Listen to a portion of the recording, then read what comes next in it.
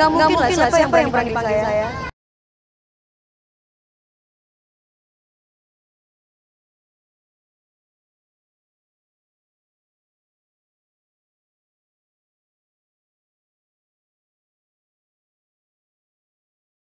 Seakan kontras dengan kisah kesetiaan Musdalifah mendampingi Nasar walaupun tengah hamil yang makin membesar, Julia Perez dan Dewi Persik dikabarkan masih sulit lepas dari perangkap seteru. Belum lagi sepekan Jupe menikmati kebebasan di luar sel penjara, DP sudah berkuar-kuar seperti menantang. Tak ada yang berani memanggil, apalagi menjebloskan dirinya ke penjara. Ucapan keras DP berikut ini seakan menjadi jawaban atas pernyataan keras kuasa hukum Jupe yang terang-terangan menyebut DP bisa mengalami nasib seperti Jupe. Kalau menanyakan masalah itu tanyakan sama mereka aja. Karena kalau saya pribadi memang tidak ada apa-apa. Yang heboh kan mereka. Nggak mungkin lah, siapa yang berani panggil saya? Nggak ada yang berani panggil saya. Bukan saya sombong. Kecuali saya melakukan sebuah kesalahan. Atau mungkin saya banding. Atau mungkin saya mengajukan kasasi. Atau mungkin saya berurusan dengan hukum. Saya nggak munafik gitu. Buat saya, ya apa yang mau saya cari? Kita udah peluk-pelukan, kita udah berdamai, kita udah semuanya. Tapi toh memang kenyataannya ini semua terjadi gitu. Ini semua terjadi dan saya nggak mau munafik bahwa lebih baik dia menjalankan hidup dia aja dan kami tidak perlu lagi kayak kayak dipersatukan nanti. Ya, kami punya kehidupan sendiri. Dewi Persik tetap Dewi Persik. Dewi Persik bukan Julia Perez. Sebaliknya pun Julia Perez punya kehidupan sendiri. Julia Perez bukan Dewi Persik. Jadi tolong hargai privasi kami. Tidak ada hubungannya antara Dewi Persik dan Julia Perez. Terima kasih banyak. Aku selalu berkeyakinan bahwa dalam hukum itu kita akan berlaku adil gitu loh, bahwa saya udah nggak perlu lagi mencari-cari kesalahannya Dewi Persik, saya nggak perlu lagi menjelek-jelekin dia, nggak perlu seperti itu. Tapi yang saya yakinkan adalah hukum di Indonesia itu martabat hukum bangsa Indonesia itu tidak akan pernah jatuh di bawah kaki keseksian seorang Dewi Persik gitu, bahwa nantinya bukan karena Dewi Persik itu dia linknya lebih bagus, atau dia mungkin karena dia anaknya ini anak itu, atau dia mungkin karena dia lebih seksi dia nggak dihukum. Enggak, saya lebih berkeyakinan bahwa hukum di Indonesia itu adil gitu loh, lebih adil dan tahu mana ini seperti apa porsinya, itu seperti apa porsinya, kan dilihat gitu loh. Karena Mahkamah Agung itu tidak melihat apa yang terjadi di TV, tapi lebih ke berkas, lebih ke lihat semuanya. Oh, ini kejadiannya ternyata seperti ini toh gitu. Kan ini kan dia masuk penjara kan juga karena dirinya banding kan. Menginginkan saya penjara loh Mas.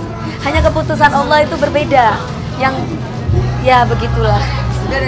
Dalam kasus yang sama khususnya kasus Julia ini, tidak mungkin nanti Majelis Hakim Agung, menurut pendapat saya, tidak mungkin Majelis Hakim Agung akan menjatuhkan sesuatu putusan yang sifatnya kontradiktif. Pasti ada azas kesetaraan. Kurang lebih apa yang sudah dialami oleh Julia, itu juga nanti yang mungkin akan dialami oleh lawan berperkaranya dalam hal ini.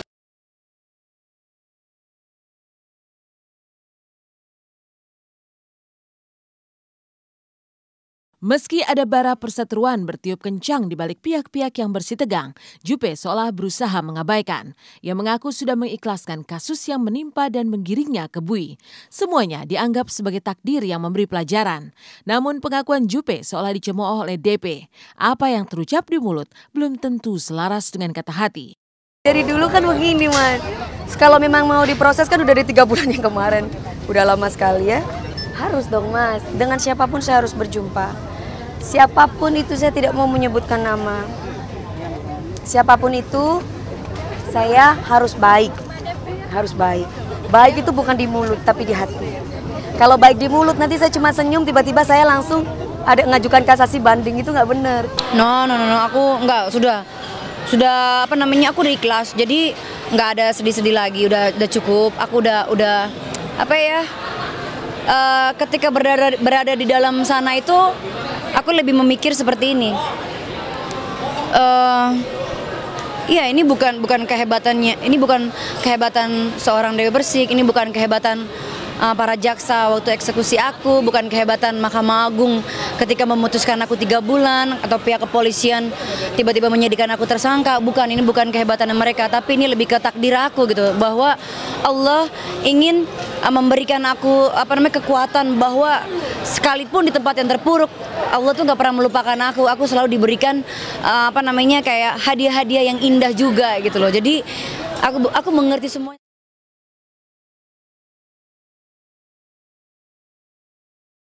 Juppe sepertinya terempas pada kesadaran bahwa larut dalam perseteruan dan terus bersitegang dengan DP akan menghabiskan energi dan sia-sia belaka. Seperti ingin mengalihkan hatinya dari ketegangan, Juppe kemarin memilih menyibukkan diri dengan keponakannya. Inilah liputan khusus tim Intens ketika Juppe membawa ponakannya jalan-jalan dan menikmati kuliner bersama teman-temannya. Ya pemirsa Intens, sekarang bersama Juppe. Nah, Juppe udah lama pengen banget makan ini, kerak telur. Aku belum pernah makan kerak telur. Orang Betawi nggak makan kerak telur kayaknya nggak cocok. Menyambut hari ulang tahun Jakarta, wajib kita makan kerak telur. Ini sama teman-teman, sahabat-sahabat aku. Terus ini sama adik aku dan anaknya, Kimora. Tadi mau ngajak mau main-mainan tembak-tembakan tapi dia nggak ngerti. Ya udah, tapi sekarang waktunya kita makan-makan aja, berbagi kasih berdua sini rame-rame, seru-seruan. Iya, ini adik aku satu lagi. Habis baru pulang dari pesantren. Oke pemirsa, sekarang saya mau cobain dulu ya, pemirsa Intens mau cobain dulu kerak telur.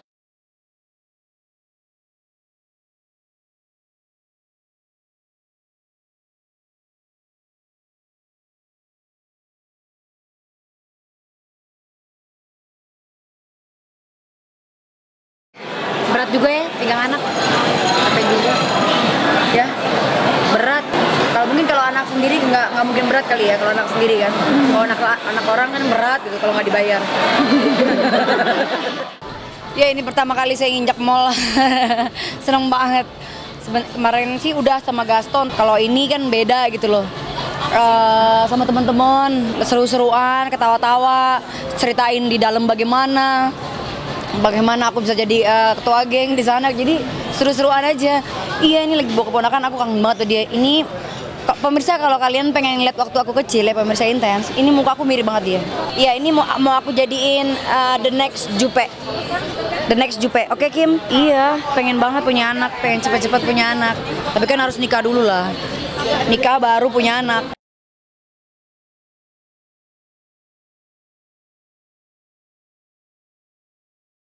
DP pun rupanya mulai penat dengan perseteruannya melawan Juppe, seolah ingin meneduhkan hati dan pikiran. Kemarin, DP membawa anak dan keponakannya refreshing dan menikmati kuliner di ibu kota. Inilah keceriaan DP bersama anaknya Gabriel dan beberapa keponakannya. Alhamdulillah, dibawa dulu dipinjem ya. Acara hari ini kebetulan sama keluarga, sama sahabat semuanya kumpul. Kan kebetulan lagi liburan sekolah, jadi semuanya kumpul jadi satu di sini. Karena memang kebetulan kan kita juga mau refreshing sama keluarga besar seperti itu. Intinya saya ngikuti aja karena memang kan selama ini kerja dan kerja terus ya anak mama ya. Gitu ya. Ini anak saya pemirsa baru. Ya seru banget karena memang kan ini malam nisfu Saban. Jadi juga mau menjelang Ramadan juga kita kumpul semua keluarga di sini, kita semuanya bersilaturahim dan juga kebetulan banyak anak kecil. Semuanya ini sama Tante Dewi. Ini anak saya Gabriel. Ini semua. Ayo salim. Salam. Iya.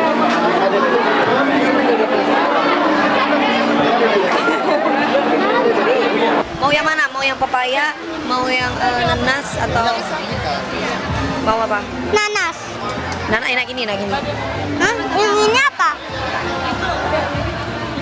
Ya, itu.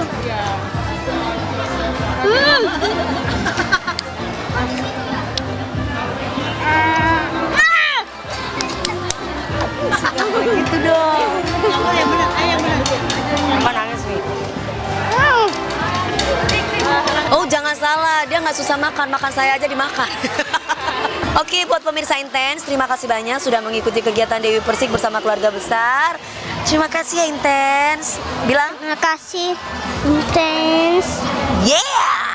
Yeah. Bye. Bye.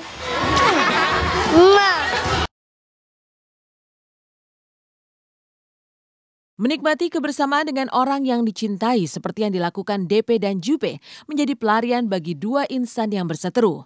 Namun apa jadinya bila dua orang seperti Mei-chan dan Maya yang mengibarkan bendera duo Maya tiba-tiba jarang tampil bersama dan disibukkan dengan urusan masing-masing. Kabar terancam bubar pun mendera. Tapi benarkah Mei-chan dan Maya pecah kongsi? Saksikan liputannya hanya di Intens di segmen berikutnya.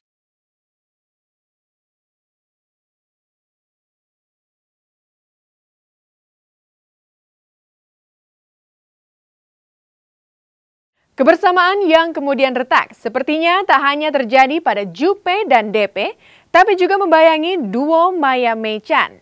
Saat ini baik Maya maupun Mei-chan sibuk dengan urusan masing-masing. Lalu benarkah duo Maya terancam bubar lantaran Mei-chan dan Maya pecah kongsi? Maya sibuk dengan bisnisnya sendiri, sementara Mei-chan mengeluarkan album sendiri. Lantas inikah langkah Mei-chan memisahkan diri dari duo Maya setelah Bingkan Mambo dan juga Mulan?